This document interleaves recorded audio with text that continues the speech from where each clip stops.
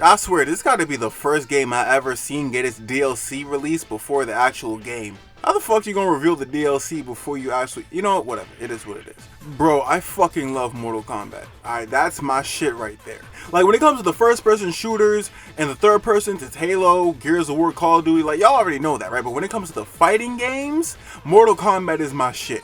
From the PS2 to the PS3 to the fucking Xbox 360s and the ones I followed this game from generation to generation. Mortal Kombat my son for real. So you can imagine my excitement when I found out that a new Mortal Kombat was being released. Said Mortal Kombat is Mortal Kombat 1, which is technically Mortal Kombat 12, but they're calling it 1 for some reason. I wish games companies would stop doing that shit. Ever since 12 was announced, I've been attached to any news and or article revolved around its release, and that also includes its DLC. A few days ago, new DLC was released for Mortal Kombat 12. It's a collection of 6 characters. These characters include Quan Chi, Ermac, Takeda, you know, Mortal Kombat characters, right? But now we also have characters like Omni-Man, Homelander, and Peacemaker, you know, superheroes from superhero properties. Now, Quan Chi, Ermac, and Takeda, them being in this game makes sense, alright? They're Mortal Kombat characters. Takeda wasn't in the last one, neither was Quan Chi. You know, I'm excited to see them come back. What threw me off was Homelander, Omni-Man, and Peacemaker. As y'all know, Homelander, Omni-Man, Peacemaker, they're all superhero or superhero adjacent characters from their own superhero properties. Peacemaker's from DC, Homelander's from The Boys, and Omni-Man's from Invincible.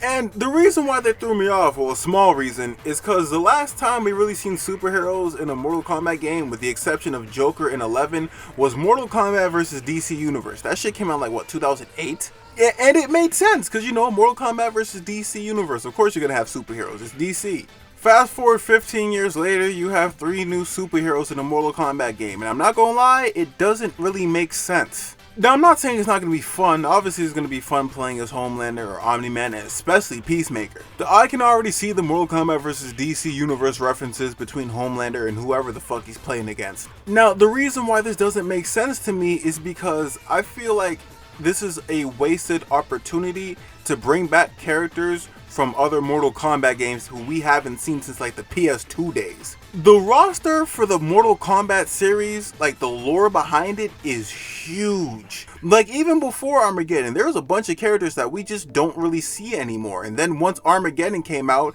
and fucking gave us like what, 60 to 80 different characters, the game's lore has been expanded to something crazy. And this is why I haven't really liked the DLC for the past, what, 3 different Mortal Kombat games. Like, not saying I didn't enjoy them, it's just they make no sense. Rather than grabbing characters from different properties, why don't you grab characters from the lore you've created in the PS2 games and bring them back to the PS5 and Xbox One generation? And I get it, you know, like I've noticed every Mortal Kombat within the past, what, 10 years have had its own theme when it comes to DLC. Like Mortal Kombat 10's theme was horror movie characters. You had guys like Leatherface or the Alien. Mortal Kombat 11's theme was action heroes from the 80s. You had RoboCop, Rambo, and Terminator. And it looks like the theme for this one is going to be superheroes. They grab characters that fit the theme and they sprinkle a few Mortal Kombat characters here and there. That's like your typical Mortal Kombat DLC nowadays. They obviously keep Quan Chi, Ermac, and Takeda. That makes sense, they're Mortal Kombat characters. But I'm thinking rather than Omni-Man, Homelander, and Peacemaker, as much as I like Peacemaker, I'll say bring in someone like Serena, or Havoc, or Mavado. Characters like Zhao Jing, I never knew how to pronounce his name, or Kira, or bringing characters like Stryker and Natara, Mortal Kombat characters that we haven't seen in years. I'm not saying make the next Mortal Kombat 60-50 characters like Armageddon did, but I am saying because of games like Armageddon, there's a wide variety of different characters you can use for DLC that actually fit the property that this game comes from. Now, even though I'm dogging the DLC, I don't have too much of an issue with guys like, I don't know, Peacemaker. Mainly because, I mean, yeah, he's kind of superhuman adjacent, but his main artillery is guns, explosives, and knives. So he'll fit perfectly into the Mortal Kombat realm. Yes, he's a superhero property, but he's just enough normal to kind of fit in with the other guys without looking overpowered. You can't do that shit with Omni-Man and Homelander. Those motherfuckers is mad OP. And I know what y'all thinking, oh, well, what about Superman and Mortal Kombat vs. DC or Injustice?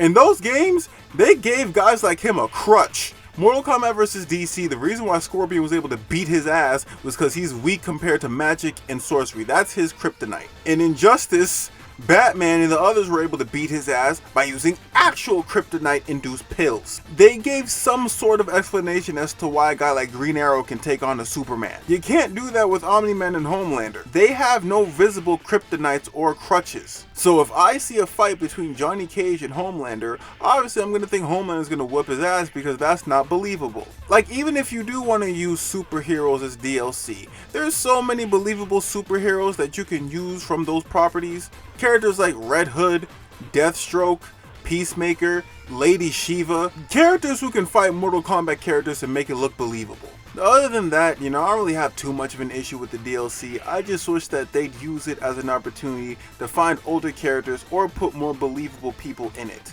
Nonetheless, I'm still buying this shit. I mean, even though it doesn't look believable, I'm still gonna play this shit. Obviously I'm gonna play Mortal Kombat 12, but I'm also talking about the DLC. I'm buying that shit. I'm excited for Mortal Kombat 12, and I can't fucking wait for that shit to be released. Nonetheless, this was Reggie TV. I hope y'all enjoyed this episode. Yeah, I ain't gonna lie, I kind of had to drop this because it's been 2 or 3 weeks since I uploaded a video.